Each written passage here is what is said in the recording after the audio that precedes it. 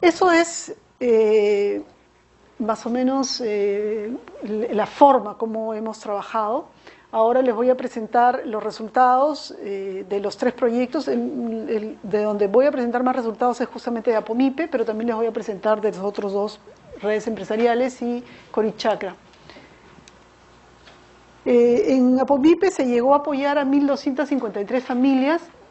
Cuando hablo de números tan exactos es porque tenemos la medición de línea base, la medición de impacto, una base de datos con toda la información familia por familia, ¿no? Con toda la información socioeconómica y con toda la información de los indicadores que recogimos, ¿no?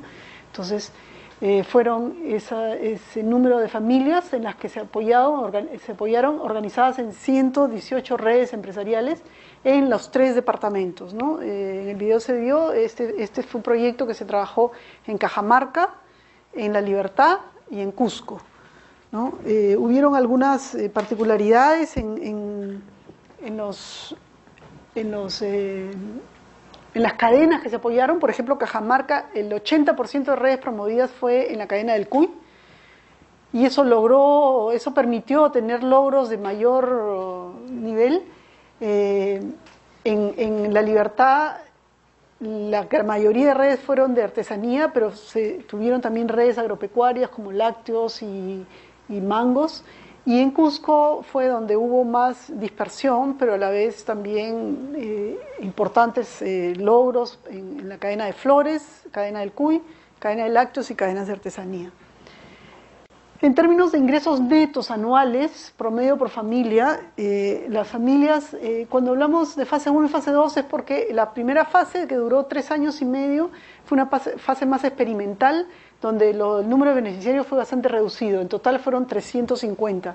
Ahí entonces tenemos 3 mediciones, 2007, 2009 y 2011. Como se puede ver acá, son 3 puntos de medición. Y esas familias pasaron de tener ingresos netos de 2.797 soles a 12.990. Es decir, un incremento promedio de 364%. Esto son ingresos bastante bajos, ¿no? Como ustedes pueden ver, que efectivamente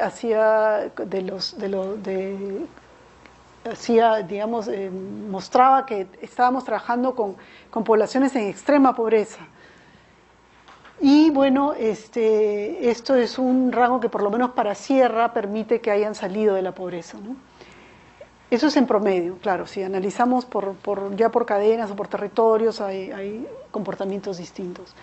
Y en la fase 2, que ya se llegó a 903 familias adicionales, se pasó de 2.873 a 6.997, o sea, un aumento de 144%, que es más o menos la misma tendencia, ¿no? Si esto lo proyectamos al 2013, que es lo que estoy buscando, que poder tener recursos para hacer una medición, podríamos fácilmente lograr o hasta superar este 364% del grupo de las 350 familias, ¿no? De lo que conocemos, los negocios continúan, la gente incluso ha aumentado, las redes han crecido, entonces esto es uno de los resultados más importantes. En términos más cualitativos, también es importante mencionar la participación de la mujer y su liderazgo, ¿no? Las integrantes de las redes eran 45% en la fase 1, pero en la fase 2 se incrementó a 61%. Y las líderes mujeres también se incrementaron. En la fase 1 representaban el 29% de los líderes y en la fase 2 pasó al 40%. O sea, las redes tienen una explicación del éxito que hubo en los negocios por la importante participación de la mujer, ¿no? Ellas tenían un rol bastante activo de arriesgarse, de enfrentarse incluso en su familia por participar, y luego ya es la familia entera la que empezó a participar. Bueno, eso están los 3 departamentos donde trabajamos. Y acá he sacado justamente el caso de la cadena del Cuy, porque es uno de los que tiene un crecimiento, digamos, como conjunto más importante, el Cuy en Cajamarca. Si ven acá, ellos pasaron de 1.116 a 9.022 en lo que son ingresos netos anuales en esta actividad. Es decir, 708% de crecimiento. Y acá considerando, eso no lo había mencionado en la lámina anterior, que entre el 2009 y el 2011 ya ha sido sin proyecto, ¿no? Es decir, la intervención con este grupo acabó el 2009. este crecimiento adicional es un crecimiento sin proyecto. El grupo de acá, en realidad, es el que más ha evolucionado, ahora es una cooperativa de servicios, entonces por eso también se explica estos resultados. En la fase 2 se apoyaron 237 familias adicionales en Cajamarca, productores de cuy, y pasaron de 1.730 a 6.462, es decir, un crecimiento en 2 años de 273. Si recuerdan el 144% anterior, es decir, ellos están bastante por encima del promedio. Luego hicimos un ejercicio de ver cómo se había reducido la pobreza. La línea roja, ¿no?, es dentro del universo la composición del porcentaje de pobres que habían en el momento de medición del 2009, y estaba por encima del 80%, ¿no?, en pobreza total, y se redujo a, aquí no tengo los datos, deben estar más abajo, sí, estaba en 86% y se redujo a 57% en 2 años. Haciendo una proyección, podríamos pensar que podría estar este año en un 27%, con proyecto. Ahora, el promedio en esos 3 departamentos sigue esta tendencia, ¿no? Entonces, lo que podíamos nosotros pensar es que esta es una estrategia que permite, si bien el conjunto o sea, las tasas de pobreza están reduciendo en el país, estrategias como esa lo que permiten es acelerar la salida de la pobreza, ¿no? Bueno, unos testimonios. Esta es una joven, Dominga Gormas, de 27 años. Ella era, cuando empezó el programa, su mamá era integrante de la red. Y cuando ella fue de visita, vio lo que estaba haciendo su mamá. Ella trabajaba en Lima, era empleada del hogar en Lima. Y ya era madre soltera. Y al año siguiente regresó, volvió a ver a su mamá, que había mejorado aún más, y decidió quedarse, ¿no?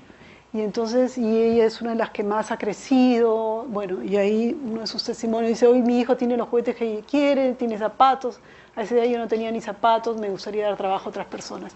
De hecho, ella no solamente se conformó con tener sus pozas para criar cuyes, sino que ella pudo comprarse un motocar con las ganancias, una moto de estas para jalar, y con eso empezó a hacer servicio dentro de las chacras para poder llevar a los centros de beneficio, que son también de ellos, desde cada una de las chacras, que están pues algunas bastante alejadas, ¿no? Entonces empezó a dar el servicio de transporte interno.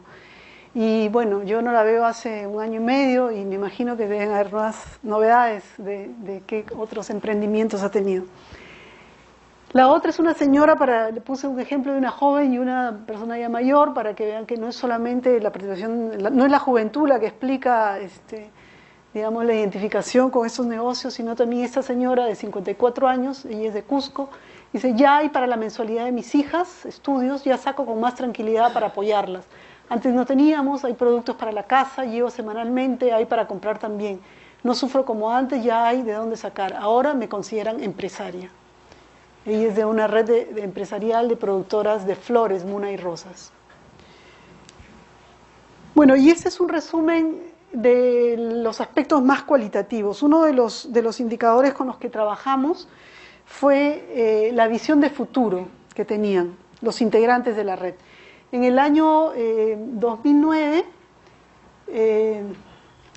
perdón, pero me he olvidado por alguna razón de poner el gráfico del año 2009. El año 2009, se los voy a contar, el año 2009, el factor que más se repitió en los focus groups que se hicieron para recoger la visión de futuro que ellos tenían, o sea, qué esperaban y cómo se veían ellos en el futuro, al saber que iban a ser apoyados por un proyecto para productivo, ¿no?, para desarrollar negocios.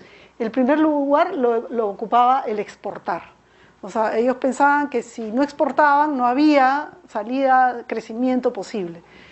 No me acuerdo el otro orden, y es una falla que no me he dado cuenta que no había puesto el otro gráfico, pero lo importante aquí es que cuando en el 2011 se vuelve a preguntar sobre cuál es ahora la visión de futuro, el exportar baja a 5.º lugar. Es decir, ya se habían dado cuenta, y eso viene luego en las lecciones aprendidas, la importancia de los mercados locales y regionales, ¿no? Y además la posibilidad y las grandes oportunidades que tienen ahí que estaban totalmente desaprovechadas. Y ponen como los factores principales seguir trabajando como red organizada, construir nueva infraestructura y equipos, o sea, invertir, ventas conjuntas en el mercado, enfrentar competencia y en quinto lugar exportar, ¿no? Entonces, nosotros veíamos que esto podía leerse de esta manera, ¿no? O sea, que los pequeños productores cambiaron su visión y actitud pasando a verse como empresarios y tener una actitud emprendedora. O sea, definitivamente una de las cosas más importantes de un emprendedor y de un futuro empresario es la visión que tenga, ¿no? La visión de futuro que tenga. Si como campesinos habían pasado años, décadas y generaciones simplemente haciendo lo mismo porque no veían otra alternativa, ahora lo que hemos visto que se ha podido lograr con este proceso de acompañar la organización y el capacitarlos y sobre todo el relacionarlos con el mercado, es este cambio de visión, ¿no? Para que realmente ellos se den cuenta que ser empresario está también dentro de sus posibilidades, ¿no? Ahora, no todos, evidentemente, no todos tienen la capacidad de tener esta visión, pero los líderes, la mayor parte de líderes sí lo tienen, y hay ejemplos, incontables ejemplos de gente y los testimonios están en la web, si alguno quiere algún día revisarlos, les puedo dar el link, hay bastantes testimonios que hemos colgado. Definitivamente un grupo muy grande cambió su visión, y eso es lo que empujó y son los que jalaron al resto, ¿no? El otro proyecto que quiero mostrarles es el proyecto Corichacra. Este es un proyecto especial porque ellos conocieron lo que fue la experiencia de redes empresariales y les gustó bastante la estrategia, la metodología, pero en este caso se trataba de una fundación también suiza que tenía recursos, pero que había hecho contacto con la empresa Arcos Dorados. La empresa Arcos Dorados es la empresa que opera los restaurantes McDonald's en Latinoamérica. O sea, McDonald's está separada, digamos, la operación de Latinoamérica del resto del mundo, y para Latinoamérica, digamos, la exclusividad la tiene esta empresa, que es Arcos Dorados. Entonces, ellos lo que ofrecían era, aparte de recursos que también pusieron en efectivo para apoyar este proyecto, lo que ellos ofrecían era todo su conocimiento para lograr hortalizas de altísima calidad, o sea, de la calidad que ellos exigen para poder ponerla en sus restaurantes y que los turistas y sus clientes o sea, asegurar productos inocuos, ¿no? Entonces, con ellos lo que se pudo es no solamente comprobar, digamos, que siguiendo todos los pasos se podía fortalecer una red y se podía lograr que campesinos hicieran negocios conjuntos, sino que lograran un nivel de calidad bastante alto. Aquí yo tengo, y se combinó este proyecto también. Bueno, acá los resultados son que los ingresos por ventas de la red empresarial pasaron crecieron en 177%, aproximadamente de 4.000 soles a 11.000 soles fue el crecimiento de sus ventas. Y este proyecto además incorporó un nuevo componente que fueron concursos para mejorar viviendas. Es decir, se tenía también experiencia sobre cómo hacer concursos y se vio que era marginal el esfuerzo de apoyar la mejora en las viviendas, ¿no? Mejora en las cocinas, mejora en separar los cuartos, en las paredes, en el acabado de paredes, en pisos, que las inversiones son pequeñas, pero la calidad de vida que se logra es otra, ¿no? O sea, totalmente distinta, y que muchas veces no se hacen esas mejoras, la mayor parte de veces por los bajísimos recursos con los que cuentan, pero muchas veces es simplemente por desconocimiento, porque no han tenido la oportunidad de ver cómo es vivir en una casa distinta. Entonces se hicieron estos concursos y se logró que el 41% este proyecto se trabajó en 2 comunidades de Cusco, el 41% de las familias de las comunidades mejoraran sus casas. Aquí en esta experiencia entonces lo que se logró, como ven acá, es una calidad de lechugas, digamos una variedad además que no se conocía en Cusco, y una calidad que va directo en estos, miren, bueno, todo esto son parte del protocolo, ¿no? Mandiles, guantes, desinfectan todas las herramientas, van directo a estos coolers, ¿no? Acá hay una cámara de bueno, todo esto es en fitotoldos, o sea, en invernaderos. Entran por una cámara de aclimatación y bueno, de aquí van directo al restaurante, ¿no? Entonces, el haber logrado, el ser proveedores de McDonald's les ha abierto una serie de puertas. En ese momento se está en conversaciones con hoteles y restaurantes 5 estrellas en Cusco para también proveerles de hortalizas. El reto ahora es diversificar, ¿no? Han logrado ya 3 tipos de lechuga, brócoli, coliflor, pero necesitan entrar a tomate, zanahoria, varias otras hortalizas que normalmente se demandan pues en paquete, ¿no? Entonces aquí esta experiencia es interesante por la alta tecnología que se ha transferido y por haberse articulado directamente pues a una gran empresa, ¿no? Y finalmente el otro proyecto importante que se trabajó con redes empresariales y con recursos del FONINVIT, fue un proyecto que se ubicó en 2 conglomerados, el de Gamarra, con textiles. Ahí sí fue una experiencia con pequeñas empresas, y el conglomerado de turismo en Cusco. Y dentro del conglomerado de turismo se tuvo no solamente, digamos, algunas pequeñas empresas también de la ciudad, o sea, de la propia cadena, sino algunas empresas rurales, ¿no?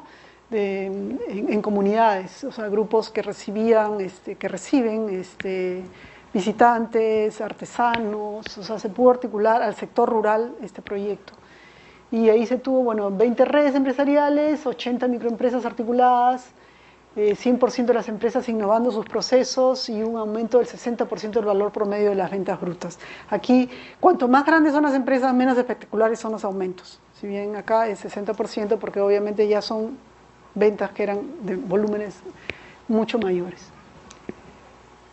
Finalmente, esta estrategia de redes, al momento de acabar, habían 21 programas de desarrollo que habían asumido la metodología, beneficiando a otros 5.700 productores. Habían 17 entidades nacionales, entre ONGs, fundaciones, empresas, gobiernos locales, 150 funcionarios de diferentes entidades como Agrorural, Produce, las gerencias de los propios gobiernos locales, regionales, y 70 articuladores que estaban capacitados y con experiencia, que venden hoy día servicios de articulación. El punto está en que ese servicio no puede ser pagado, ¿no? Porque si está orientado a pequeños productores de subsistencia, es muy difícil que tengan los excedentes para pagarlo. Entonces necesariamente requiere recursos. Ahí es donde entró Procompite. Hay varios Procompites que han financiado articuladores y de esa manera han podido desencadenar, digamos, procesos para que hayan negocios con mayores probabilidades de sostenibilidad. Lecciones aprendidas. A ver, una de las por donde empiezo es los elementos restrictivos. ¿Qué cosas fueron los principales elementos restrictivos? En primer lugar, la dispersión de cadenas, ¿no? En la primera fase, este es el listado de las cadenas por las que se quiso empezar, ¿no? Entonces, evidentemente, no había forma de poderse concentrar y no todas las cadenas, además, tenían las mismas ventajas como para poder ser sometidas o para promover la asociatividad, ¿no? Aparte necesitaban que sean territorios contiguos, o sea, por ejemplo, se cometió el error en Cusco de promover flores en lugares que estaban distantes, entonces eso no contribuye, porque al final para poder lograr esa organización de segundo piso necesitas la continuidad territorial. Luego, un tema muy, muy difícil es esto, las intervenciones de programas asistencialistas. Parte, creo que no lo he dicho, pero se dice en el video, una de las cosas más importantes que llevaron a que los productores se involucraran y se comprometieran es el cofinanciamiento. Si ustedes recuerdan, ahí se hablaba del cofinanciamiento que ellos ponían. En el proyecto estratégico, cuando se habla de la inversión en este dispensador de leche, se dice que el programa puso 70%, pero en realidad cuando se ponen las cifras al final, ustedes se dan cuenta que se invirtió ese porcentaje, o sea, eso logró ser al revés, casi 70% puesto por ellos versus un 30% inversión del programa. Es decir, ellos, al ver que el negocio realmente era una alternativa para ellos, que sus ingresos crezcan, ellos empezaron a invertir cada vez más. Entonces, cuando nosotros entramos a un territorio y les pedimos que ellos cofinancien, a la asistencia técnica, que cofinancien capacitación, que cofinancien inversiones, y al costado hay un proyecto que llega y regala todo, entonces simplemente se hace imposible. Infinidad de zonas, digamos comunidades, caseríos, tuvimos que salir por la presencia de programas asistencialistas que regalaban y nosotros les decíamos que pusieran, ¿no? Entonces eso también es un elemento restrictivo. Esto es algo también a veces puede generar polémica. Presencia de organizaciones de productores formadas como asociaciones sin fines de lucro y sin confianza interna. Nos hemos encontrado con infinidad de asociaciones promovidas, la mayor parte de ellas por el Estado, pero también por ONGs, que creen que de la noche a la mañana 200 productores les dicen organícense, pongan una directiva, inscríbanse en registros públicos y ya, pueden vender juntos, ¿no? Entonces, cuando nosotros hemos llegado a algunos territorios y habían ese tipo de organizaciones, ha sido más difícil que en territorios donde no las había, porque entonces pensaban que era una competencia, ¿no? Entonces tratábamos de decirles, pero no, o sea, está bien la organización para defender, para, no sé, pues representar a los productores ante mesas en el gobierno local, para determinados apoyos, mejoras en políticas, pero ya para vender, comprar juntos, o sea, 200 personas que no se conocen, que no saben quién es uno del otro, o que se conocen muy superficialmente, es imposible que puedan hacer negocios, ¿no? Muy difícil, o sea, necesitan un proceso largo, ¿no? O sea, conocemos pues casos de éxito de cooperativas grandes o que han logrado ya exportar, ¿no? Pero empezar por formar, ¿no? Asociaciones. Bueno, y ese es en el tema, digamos, del tamaño y del proceso de formación. Pero también es el tema que las forman como asociaciones sin fines de lucro. Entonces, al formarlas como asociaciones sin fines de lucro, no tienen, digamos, el vestido adecuado para hacer negocios, porque entonces ya se convierten en una asociación que tiene que pagar el impuesto a la renta de 30%, que tiene que pagar IGB, ¿no? Así esté formada por productores, tienen que pagar IGB, o sea, no pueden acogerse a la ley de zonas altoandinas, es decir, pierden todos los beneficios como productores. Entonces, eso también fue un tema importante que encontramos en el camino, que tuvimos que ir pensando cómo superarlo. Y finalmente, productores con poca experiencia, ¿no? Es importante entrar a cadenas con productores que ya conocen, o sea, hay que mejorar la actividad, no hay que enseñarles desde cero, ¿no? Luego, priorización de cadenas alimenticias con demanda urbana creciente, local y regional y de ciclo productivo corto. Esto creo que es una de las más importantes. Es decir, si ustedes se dan cuenta, les he hablado de cuyes, les he hablado de lácteos, les he hablado de hortalizas. ¿Por qué estas cadenas son más exitosas que otras? Y también les he mostrado la cantidad de cadenas con las que probamos, ¿no? Uno, porque para la escala en que ellos empiezan a trabajar, los mercados que tienen a su alcance son los mercados de las ciudades próximas, o sea, mercados que pueden ser de pequeños poblados de 2.000 habitantes, de 8.000, de 20.000. Entonces, y esos son los pequeños centros urbanos que están creciendo, o sea, hay infinidad de ciudades que están creciendo, o centros urbanos que están creciendo a tasas de 2, 3%. Entonces, toda esa población que dejó el campo y que se ha pasado a la ciudad y que por lo tanto pasa a aumentar la demanda por alimentos. ¿Y quién abastece esa demanda por alimentos? Pues se convierte en una oportunidad para el entorno rural de esas zonas urbanas. Entonces, no hay pierde con las cadenas de alimentos. Mientras sigamos con procesos de urbanización en las zonas de sierra, donde ha sido la experiencia de este proyecto, decididamente ese es el mercado más próximo y con mayor dinamismo, que es el que explica el éxito de los negocios. Y el otro tema es que para generar esta confianza es necesario ver resultados en periodos cortos. Entonces, cadenas con ciclos productivos largos, como fue la kiwicha, por ejemplo, que en la primera fase dedicamos recursos y tiempo en apoyar 2 cadenas de kiwicha, no resultan, o sea, no tienen el éxito, el mismo éxito. ¿Por qué? Porque es una sola cosecha al año. Entonces, tú puedes dinamizar la confianza en determinados periodos, pero luego pasan 6, 7 meses en los cuales no hay actividades conjuntas. Entonces se pierde la dinámica. Mientras que con cuyes, una vez que crecieron los cuyes, a los 2 meses y medio, empiezan a vender todas las semanas.